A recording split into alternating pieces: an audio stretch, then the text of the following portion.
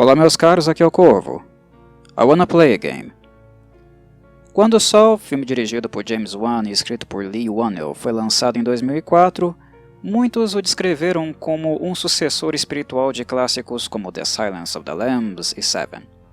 E é óbvio que isso é um tremendo exagero. Este filme não passa nem perto do brilhantismo dos thrillers psicológicos citados. Dito isso, embora exagerado este elogio possa ser, é inegável também que, naquela altura, este filme foi interessante para o gênero, com ideias pouco comuns. Em virtude do sucesso obtido, ele se tornou uma franquia com inúmeras sequências. Por sinal, é importante mencionar que esta não era a intenção de seus criadores, Wan e Whannell. Mas vocês sabem como é a indústria cinematográfica. Ela vai devorar até o bagaço da laranja se isso resultar em alguns trocados a mais.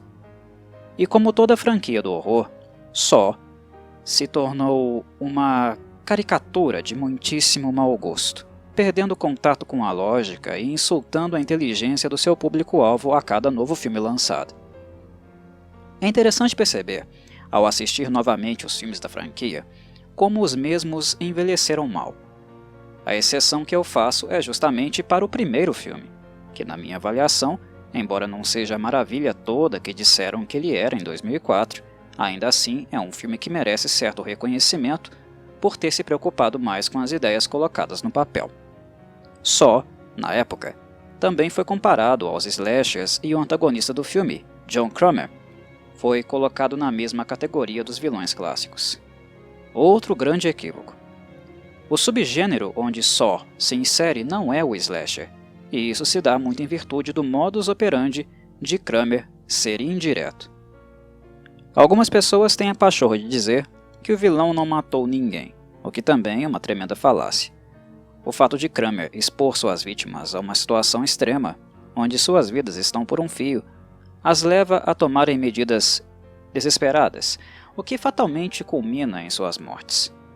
Os que interpretam que a atitude de Kramer é passiva deviam repensar a questão. Kramer, ao contrário, é super ativo, e ainda o é de forma sistemática e macabramente fria. Ele é um engenheiro da morte, e seus games revelam altas doses de sadismo e psicopatia. O background trágico de Kramer retirou dele todos os anteparos morais que possivelmente ele tinha e que censuravam o seu comportamento. Foi o clique que fez ebulir o pior que existia nele. Mesmo que ele não tome em suas mãos uma arma calibre 12 e estoure os miolos dos seus alvos, o desgaste físico e mental que ele inflige nas pessoas é o que resulta em suas mortes. E certamente homicídio doloso, com a intenção de matar, pois não agir segundo as regras é algo que resulta em morte, ora bolas, é fatal. Não há outro meio senão jogar segundo as regras sádicas que implicam em flagelo e tortura. Kramer é um monstro, um dos vilões mais perversos do cinema de horror deste século. Sua filosofia, além de perturbadora, é proferida através de um discurso de autoridade tirano e inflexível. Ele é inteligente, metódico e completamente lúcido de seus atos, o que faz dele uma figura nefasta e ainda mais assustadora. Entretanto, Kramer não pode ser encaixado dentro do slasher, e isso se dá pelo modus operandi, como eu disse.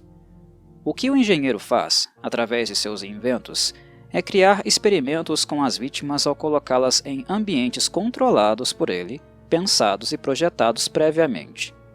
Através da coerção, Kramer dá início aos seus jogos, onde atitudes esperadas e previsíveis de suas vítimas, motivadas pelo horror e desespero, os condicionam às piores consequências. Mas, insisto, eles estão completamente aterrorizados. Seres humanos, nesta condição, não pensam de maneira equilibrada e racional. A impulsividade e a estupidez são caminhos muito mais comuns em situações limite, e Kramer tem total ciência disso. Ele sabe perfeitamente das consequências e o design de seus jogos também leva estes fatores em consideração. Na época em que o primeiro Saw foi lançado, ele passou a ser chamado nas redes, em alguns fóruns de debate, de torture porn, ou pornô de tortura. E eu creio que este termo é deveras apurado para descrever este filme e seu estilo, ou melhor, ao fenômeno que ele desencadeou em suas sequências, e também em filmes copycats, que tentaram porcamente pegar carona no seu sucesso. Uma das razões que me levam a considerar este primeiro filme o melhor da franquia é que as ideias foram melhor pensadas e organizadas, de modo que a estrutura narrativa fosse bem amarrada e tivesse uma continuidade minimamente lógica. A condução tem problemas e furos? Sim, absolutamente. Este filme, em termos lógicos, não é a perfeição que pintam dele e isto é perceptível. Mas o primeiro só, pelo menos, trabalhou com maior acento nas ideias e não tanto no gore. Wan e Whannell tinham uma visão específica do que queriam criar. Uma fórmula, um design, que basicamente é o design que Kramer utiliza no filme. E a partir daí, produziram a película encaixando as peças deste quebra-cabeça que eles projetaram. Não é perfeito, mas no fim funciona, muito pelo foco dos criadores estar totalmente centrado em polir a engrenagem, aparar as arestas e garantir um desfecho que, se não for capaz de chocar, será de deixar o espectador pensando sobre o que ele acabou de assistir. O espectador pode adorar ou odiar o resultado final, mas ele indubitavelmente irá pensar sobre o filme, sua condução e desfecho em ambas as situações, amando ou odiando. De qualquer maneira, serão poucas as pessoas que ficarão indiferentes a só. As sequências do filme, por sua vez, perderam esta essência e preocupação. O torture porn e a necessidade de chocar através de mutilações e crueldades inomináveis passou a ser mais importante do que a equação e daquilo que faz o jogo funcionar. A mentalidade do engenheiro perverso, montando centímetro por centímetro o seu design macabro, foi substituída pela necessidade de gozo com o sofrimento extremo das vítimas. Sim, a mentalidade dos produtores nos filmes seguintes é repugnante. Não há sequer uma sequência de Saw que eu considere indispensável, pois elas não passam de expressões extremas de muito mau gosto e radicalmente menos inteligentes daquilo que foi montado no primeiro filme. O Saw original pode ser compreendido como um filme experimental, do gênero gore, mas que está tentando criar uma estrutura narrativa e organização diferente daquela que propunham os slashers autentistas, que por sua vez era uma fórmula que foi novamente repetida nos anos 90. O modus operandi de um slasher tampouco era original também, é importante sempre lembrar isso. O slasher não passava de uma cópia americanizada dos giallos italianos dos anos 70. Ou seja, Saw estava tentando criar um vilão distinto daqueles cuja conduta representava a estereotipia de 3 décadas no horror. Mas as sequências deste filme aqui, deram início a um ciclo de reciclamento forçado, onde poucas ideias realmente originais são percebidas e a tentativa de reescrita dos fatos apresentados previamente, anteriores, nos filmes que aconteceram previamente ao novo que saía, tornou-se uma constante. Reescrever, reinterpretar, segundo a conveniência. Só o primeiro filme funciona muito bem como filme único, e assim deveria ter permanecido, pelo menos essa é a minha avaliação. Mesmo que o tempo de cena de Tobin Bell, que interpreta John Kramer, tenha sido extremamente curto, a presença dele é gigantesca na trama, e o impacto gerado mais do que satisfatório para que ele fosse lembrado como um dos grandes vilões mentais deste século. Mesmo que o filme tenha rostos famosos como o de Danny Glover, no fim é Tobin Bell quem realmente rouba a cena, mesmo sem expor sua face para as câmeras e apenas se expressando através de gravações ou em vídeos onde ele utiliza um boneco para representá-lo. Pessoalmente, imagino que se só não tivesse recebido sequências e o vilão permanecido nas sombras, sem maiores explicações acerca da motivação para cometer seus crimes, hoje ele seria muito maior no imaginário popular. O horror é algo que sentimos mais intensamente por aquilo que não vemos e não entendemos. Quanto mais se sabe sobre Cromer, mais a sua mística maligna é diluída. O primeiro filme evita nos dizer muito sobre ele e se foca mais em revelar, lentamente, o que ele sabe sobre as vítimas que escolheu. Suas vidas íntimas podres são explicitadas para o espectador, que aos poucos passa a entender, por conta própria, que Cromer é um vilão moralista e seu senso de punição totalmente embasado na avaliação unilateral que ele faz sobre quem merece viver ou morrer. Não há a menor necessidade de que alguém nos informe sobre isso. Na medida em que conhecemos os demais personagens da trama, mais e mais compreendemos por que Cromer decidiu puni-los. Para encerrar, preciso esclarecer que só é um filme que tenta ser organizado e colocar em prática uma premissa técnica, muito influenciada por uma visão exata da vida e do comportamento humano, matemática.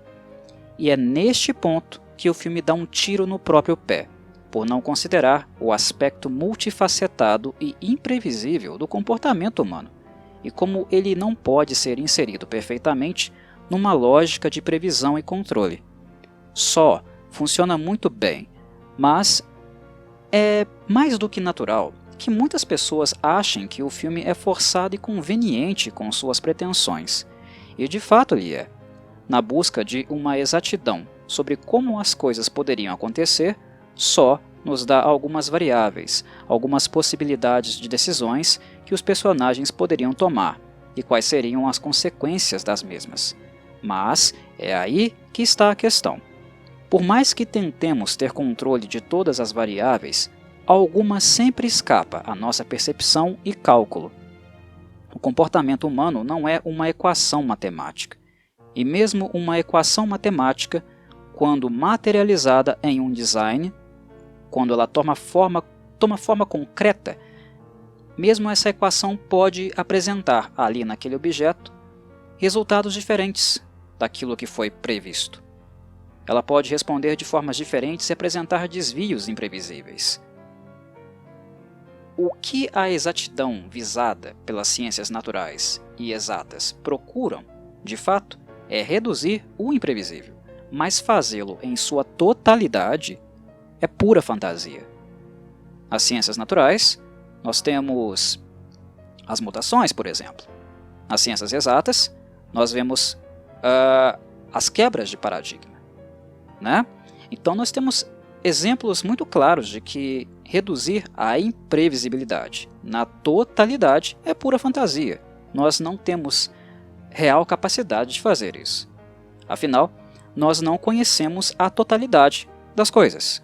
Conhecemos uma parcela apenas. Então não temos como criar uma visão global onde todas as arestas, né, todas as coisas poderiam ser controladas e colocadas para funcionar de acordo com a nossa leitura ou formulação matemática precisa de um evento, né?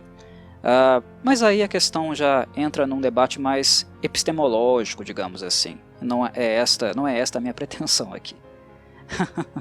Sendo assim, em certo sentido, só trabalha com afinco para que todo o seu planejamento funcione como ele deseja. E, ao mesmo tempo, os espectadores mais atentos, eles irão perceber a tendência que o filme possui de puxar a sardinha para o seu lado, para aquilo que mais lhe convém. Poderiam ter acontecido várias situações diferentes dentro daquele recinto em que Gordon e Adam estavam situados, mesmo que houvessem sido dadas a eles as mesmas informações, as mesmas instruções, condições e ferramentas. Só que o filme, por sua vez, escolhe aquilo que lhe ajuda a fazer o jogo de Cromer funcionar como ele previu. Em outras palavras, o filme funciona segundo a forma que o roteiro naturalmente queria que ele funcionasse. Muitas pessoas, quando o assistem só, ficam com a sensação que o filme é extremamente tendencioso. E elas não estão de todo equivocadas. Ele realmente é. Mas, será que é realmente possível não sê-lo? Honestamente, eu entendo que não é possível. Todo escritor, ao escrever, o faz com expectativas, vislumbrando um caminho que é mais confortável para ele mesmo, o autor. E tem coisas que ele tende a ver e outras que passam desapercebidas em virtude dessa tendencionalidade. É algo normal, é algo esperado. Toda escrita, em menor ou maior grau, é tendenciosa, porque vazam nela os nossos valores, desejos, projeções. Tudo entra no papel, tudo entra na equação. Não existe neutralidade total durante o processo criativo. Nós somos influenciados por nossa história pregressa e também por aquilo que nós vislumbramos, desejamos atingir. Sendo assim, aqueles que não conhecem só devem ter em mente que aquilo que vocês verão é apenas uma maneira de contar a história que foi proposta. Apenas isso, é uma maneira. A maneira de Wan e Whannell. Futuramente, quando houver um remake deste filme, o que é muito possível, embora ele não seja necessário, assim como não foram necessárias as suas sequências, provavelmente vocês poderão ver outra forma de se contar a mesma história e com variáveis diferentes das que encontrarão aqui. De todo modo, mesmo que tendencioso, avalio que o primeiro Saw foi o que menos pecou neste aspecto, se comparado aos seus sucessores. Ele tenta ser lógico. E este é o motivo que me leva a considerá-lo o mais relevante da franquia até este momento. Game over, meus caros. Um abraço e saudações Corvides.